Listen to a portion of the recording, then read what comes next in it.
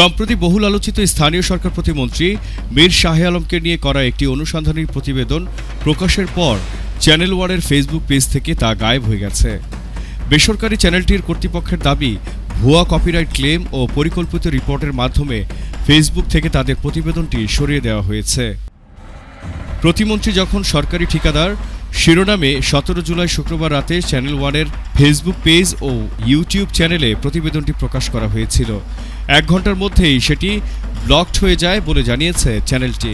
Channel one কর্তৃপক্ষ ১৮ জুলাই শনিবার এক বিজ্ঞপ্তিতে বলেছে, প্রতিবেদনটি প্রকাশের পরপরই আনন্দবার্তা ও আলী খান নামে দুটি পেজ ভিডিওটিকে নিজেদের বলে দাবি করে কপিরাইট ক্লেম করে। এরপর সারা রাত বট বাহিনী ব্যবহার করে চ্যানেল ওয়ানের বিভিন্ন কন্টেন্টে সংঘবদ্ধভাবে রিপোর্ট করা হয়। এই ঘটনার পেছনে বড় ষড়যন্ত্র রয়েছে বলে চ্যানেল ওয়ান কর্তৃপক্ষ মনে করছেন। তাদের দাবি, এর উদ্দেশ্য ছিল চ্যানেল ওয়ানের ফেসবুক পেজ স্থায়ীভাবে বন্ধ করে দেওয়া। বিজ্ঞপ্তিতে বলা হয়, প্রতিমন্ত্রীর বিপক্ষে যায় এমন যে কোনো নতুন পোস্ট দিলেই তাতে সংঘবদ্ধ রিপোর্ট পড়ছে।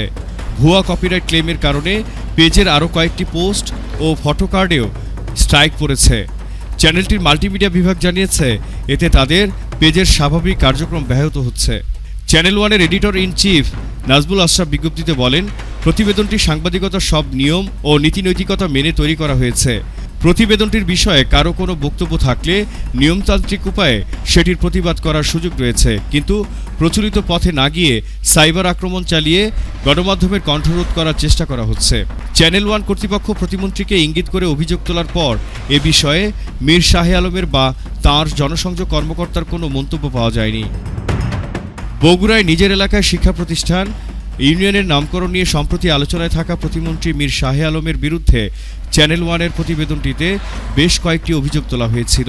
এতে বলা হয়, প্রতিমন্ত্রী থাকা অবস্থায়ও তিনি নিজের ও পরিবারের সদস্যদের নামে সরকারি ঠিকাদারি ব্যবসা চালিয়ে যাচ্ছেন, যা আইনবিদদের মতে সংবিধান ১৪৭ অনুচ্ছেদের পরিপন্থী। প্রতিমন্ত্রী হওয়ার পর তিনি ও তার পরিবারের সদস্যরা প্রায় ৪০ কোটি টাকার সরকারি কাজ পেয়েছেন বলেও প্রতিবেদনে দাবি করা হয়। প্রতিবেদন অনুযায়ী প্রতিমন্ত্রীর ছেলে মীর শাকরুল আলম সীমান্তের নামে স্থানীয় সরকার মন্ত্রণালয় থেকে প্রায় ১৩ কোটি ৫৫ লাখ টাকার ৬টি কাজ নেওয়া হয়েছে। ইজিপির তথ্যের ভিত্তিতে আরও দাবি করা হয়, প্রতিমন্ত্রীর প্রতিষ্ঠানের পাওয়া কাজের প্রায় ২/৩ ক্ষেত্রেই প্রতিষ্ঠানটি ছিল একক দরদাতা। স্বার্থের দ্বন্দ্ব এড়ানোর দাবি করলেও কাজ পাওয়ার পর প্রতিমন্ত্রী নিজের শেয়ার স্ত্রীর নামে হস্তান্তর করেন বলেও প্রতিবেদনটিতে দাবি করা হয়। এতে আরও বলা হয়, প্রতিমন্ত্রীর মালিকানাধীন একটি প্রতিষ্ঠান বিসিকের মাধ্যমে দীর্ঘদিন ধরে পটাশিয়াম আয়োডাইড সরবরাহের কাজও করে আসছে। বাংলার জানালায় জহিরুল ইসলাম।